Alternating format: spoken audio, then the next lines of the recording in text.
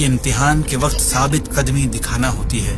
محبت کرنے والے تو ایسے موقعوں کی تلاش میں ہوتے ہیں، موقع آتے ہی وہ دکھاتے ہیں کہ اللہ سے محبت کرنے والے کیسے ہوتے ہیں۔ نبی پاک نے بھی دعا کی کہ مولا علی نے بھی دعا کی، فاطمۃ الزہرا نے بھی دعا کی، مگر یہ کہ حسین میدان کربلا میں کامیاب ہوں، اور حسین کامیاب ہو گئے۔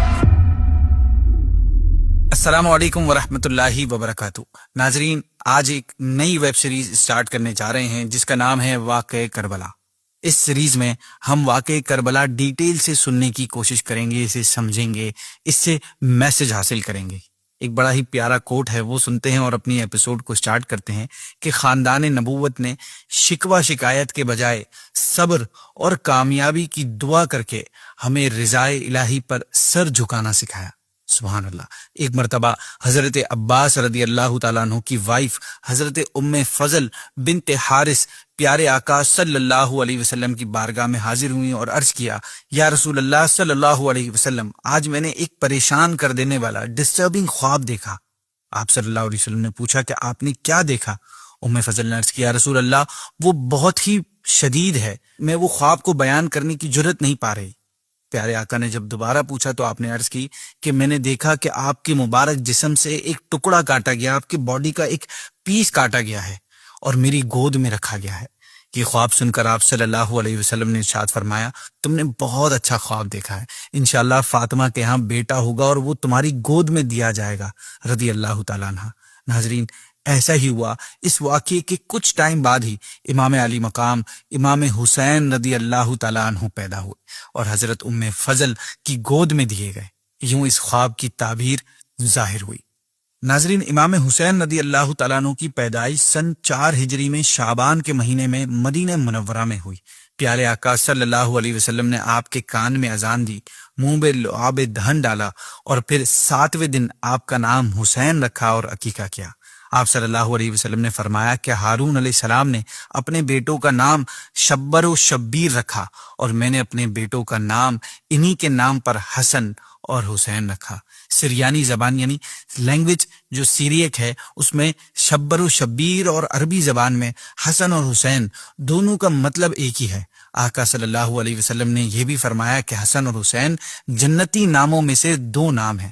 عرب کے زمانے جاہلیت میں یہ دونوں نام نہیں ایگزسٹ کرتے تھے۔ ناظرین، حضرت امام حسین رضی اللہ تعالیٰ عنہ کے فضائل بہت ساری حدیثوں میں بیان کیے گئے ہیں۔ نبی کریم نے فرمایا، حسین مجھ سے ہے اور میں حسین سے ہوں۔ ایک دفعہ نبی پاک مسجد میں تشریف لائے اور فرمایا کہ چھوٹا بچہ کہاں ہے؟ امام حسین دوڑتے ہوئے آئے اور حضور کی گود میں آ کر بیٹھ گئے اور اپنی انگلیاں آپ صلی اللہ علیہ وسلم کی داڑھی مبارک میں داخل کر دی۔ سبحان اللہ، واٹ اے بیوٹیفل منظر۔ پیارے آقا نے ان کو بوسہ لیا، پھر فرمایا، اے اللہ، میں حسین سے محبت کرتا ہوں، تو بھی اس سے محبت فرما اور اس سے محبت فرما جو اس سے محبت رکھے۔ نبی پاک صحابہ سے ارشاد فرماتے، جسے پسند ہو کہ کسی جنتی نوجوان کے سردار کو دیکھے تو وہ حسین بن علی کو دیکھ لے۔ پیارے آقا حسنین کریمین کو پھول کی طرح سونگتے اور سینہ مبارک سے لپٹا لیتے۔ یہ نبی پاک، مولا علی اور سیدہ فاطمہ الزہرا رضی اللہ تعالی عنہا کی تربیت ہی کا رزلٹ تھا کہ امام حسین بہت زیادہ عبادت کیا کرتے تھے۔ آپ نے تقریباً 25 حج پیدل فرمائے، بائی واک کیے۔ روزہ، زکوٰۃ، خیرات اور دوسرے نیک کام آپ کی زندگی کا حصہ تھے۔ آپ نماز سے بھی بہت محبت فرماتے تھے۔ ایک دن نبی پاک صلی اللہ علیہ وسلم امام حسین رضی اللہ تعالیٰ عنہ کو اپنے سیدھے پاؤں اور اپنے صاحبزادے حضرت ابراہیم کو اپنے لیفٹ پاؤں پر بٹھائے ہوئے تھے کہ حضرت جبریل تشریف لائے اور عرض کیا، رسول اللہ صلی اللہ علیہ وسلم، خدا تعالیٰ ان دونوں کو آپ کے پاس جمع نہیں رہنے دے گا، ان میں سے ایک کو واپس بلا لے گا۔ اب ان دونوں میں سے جسے آپ چاہیں پسند فرما لیں۔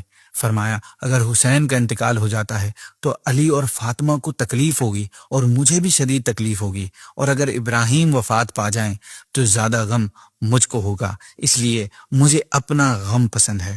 اللہ اکبر۔ ناظرین، اس واقعے کے 3 روز بعد پیارے آقا صلی اللہ علیہ وسلم کے شہزادے حضرت ابراہیم وفات پا گئے۔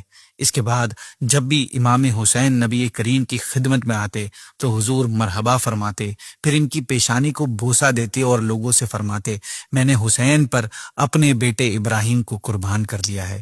اللہ اکبر۔ ناظرین، اس ویڈیو کے سٹارٹ میں ہم نے سنا کہ امام علی مقام کی ولادت کی خوشخبری ولادت سے پہلے ہی دے دی گئی تھی۔ اسی طرح آپ رضی اللہ عنہ کی شہادت کی خبر بھی آپ کے دودھ پینے کے زمانے میں ہی پیارے آقا نے ارشاد فرما دی تھی۔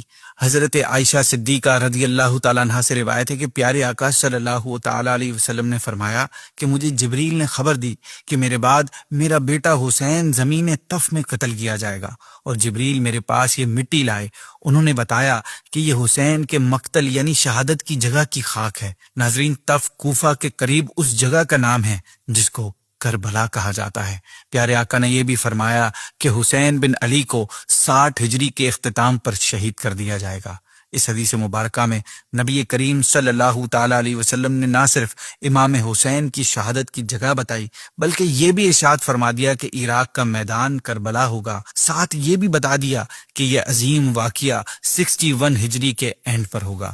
ناظرین، اسی طرح کبھی بارش کے فرشتوں کے ذریعے تو کبھی ام سلمہ رضی اللہ تعالیٰ عنہا کو خاک کربلا دینے اور اس خاک کے خون ہو جانے کو شہادت امام حسین کے سائنس قرار دینے کا ذکر ملتا ہے، جس سے معلوم ہوتا ہے کہ نبی پاک کو اس شہادت کی بار بار اطلاع دی گئی اور آپ نے بھی بارہا اس کا ذکر بھی فرمایا، جس کی وجہ سے امام حسین رضی اللہ تعالیٰ عنہ کی شہادت کی خبر بچپن ہی سے خوب مشہور ہو چکی تھی، فیمس ہو چکی تھی، اور سب کو معلوم ہو گیا تھا کہ آپ رضی اللہ تعالیٰ عنہ کربلا کے میدان میں شہید کیے جائیں گے۔ مولا علی تو امام حسین کی شہادت کی جگہ بھی دیکھ کر آئے تھے۔ آپ رضی اللہ عنہ نے اسپیسیفکلی اس مقام پر پہنچ کر فرمایا تھا کہ نبی کریم نے فرمایا کہ جبریل امین علیہ السلام نے مجھے خبر دی ہے کہ امام حسین فرات کے کنارے شہید کیے جائیں گے رضی اللہ تعالیٰ عنہ۔ پھر مولا علی امام حسین کی قبر کے مقام پر پہنچے اور فرمایا، یہاں ان شہداء کے اونٹ بندھیں گے، یہاں ان کے سیڈلز رکھے جائیں گے، یہاں ان کے خون بہیں گے، جوانان آل محمد صلی اللہ علیہ وسلم اس میدان میں شہید ہوں گے اور آسمان و زمین ان پر روئے گی۔ ناظرین، یہاں پر غور کرنے والی بات یہ ہے کہ آپ صلی اللہ علیہ وسلم، مولا علی رضی اللہ تعالیٰ عنہ اور اہل بیت کے دوسرے لوگ سب جانتے تھے کہ پیارے آقا کے لاڈلے امام حسین کربلا میں ظلماً شہید کیے جائیں گے، لیکن پھر بھی دعا کوئی نہیں کر رہا کہ یہ واقعہ نہ ہو۔ خبر شہادت پا کر نبی پاک صلی اللہ تعالیٰ علیہ وسلم کے آنسو تو جاری ہو جاتے ہیں مگر آپ دعا کے لیے ہاتھ نہیں اٹھاتے، بارگاہ الہی میں اپنے لاڈلے کے امن اور سلامتی اور اس واقعے سے محفوظ رہنے اور دشمنوں کے برباد ہونے کی دعا نہیں فرماتے۔